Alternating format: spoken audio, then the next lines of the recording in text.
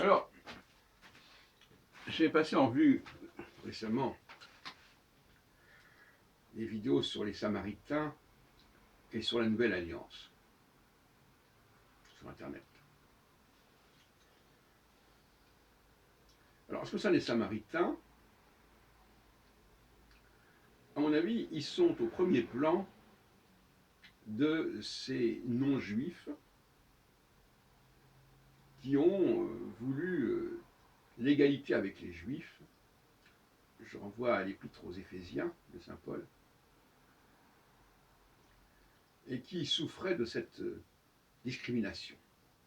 Alors, les Samaritains, la Samarie se situe entre la Judée et la Galilée.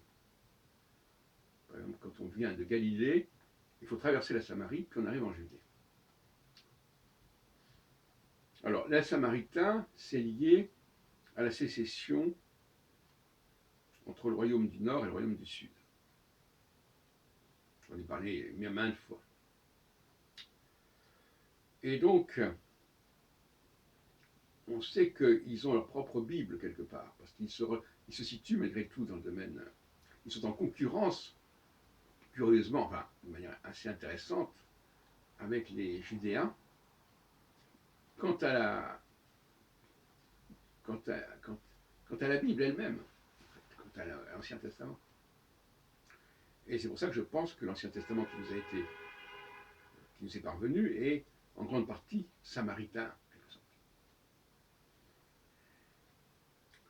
C'est un judaïsme bis, si on peut dire.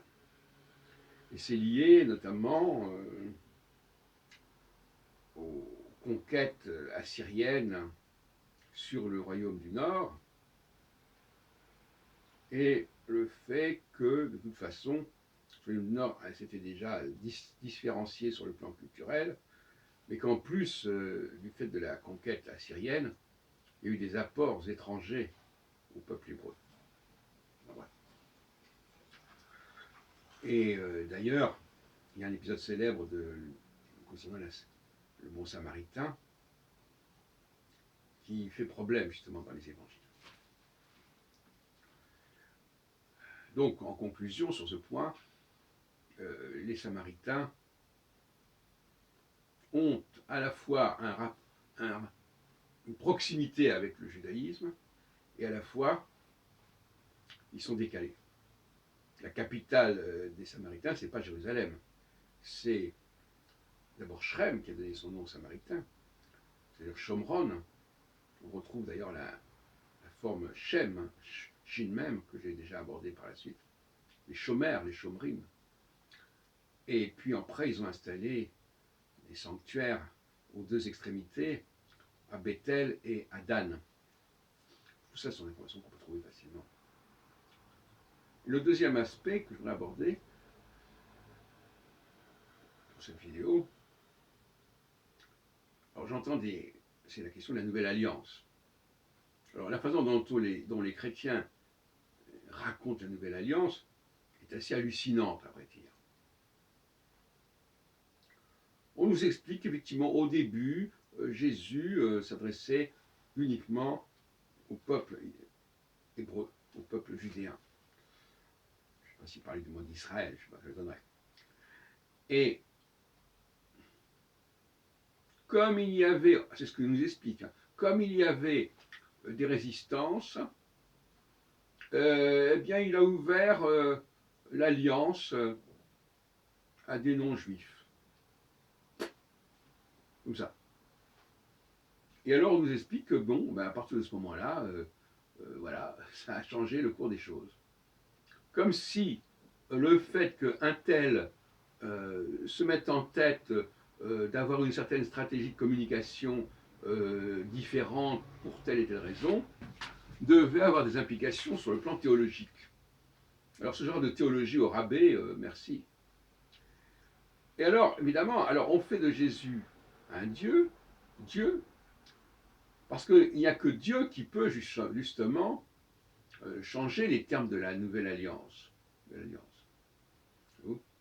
Donc pour pouvoir changer les termes de la nouvelle alliance, et pour dire que la nouvelle alliance désormais va s'ouvrir aux non-juifs, il faut un Dieu, il faut ce Dieu.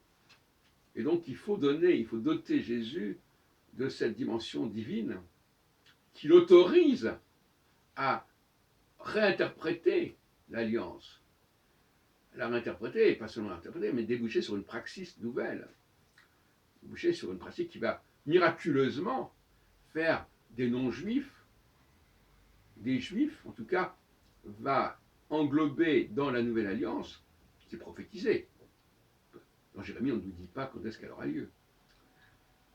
C'est Jésus qui dit qu'elle a lieu à ce moment-là.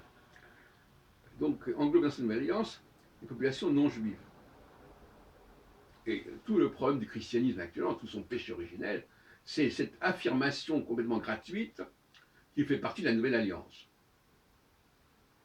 Et l'autre jour, j'écoutais Philippe Dassac, Plancard Dassac, j'en ai parlé dans une vidéo, qui n'hésitait pas à dire qu'avec la nouvelle alliance, eh bien, c'est terminé, l'ancienne alliance est terminée, et ce ne sont plus les juifs qui sont concernés par l'alliance. C'est n'importe quoi, encore une fois. C'est du grand n'importe quoi. Voilà, donc voilà les choses que je voulais vous signaler aujourd'hui. La nouvelle alliance a surtout été ouverte au départ aux Samaritains qui vivaient à proximité et dans le voisinage des Judéens, et plus généralement aux païens, mais finalement j'aime bien l'idée que ce soit d'abord les Samaritains qui aient été concernés, parce que ça donne une plus grande vraisemblance sociologique à toute l'affaire.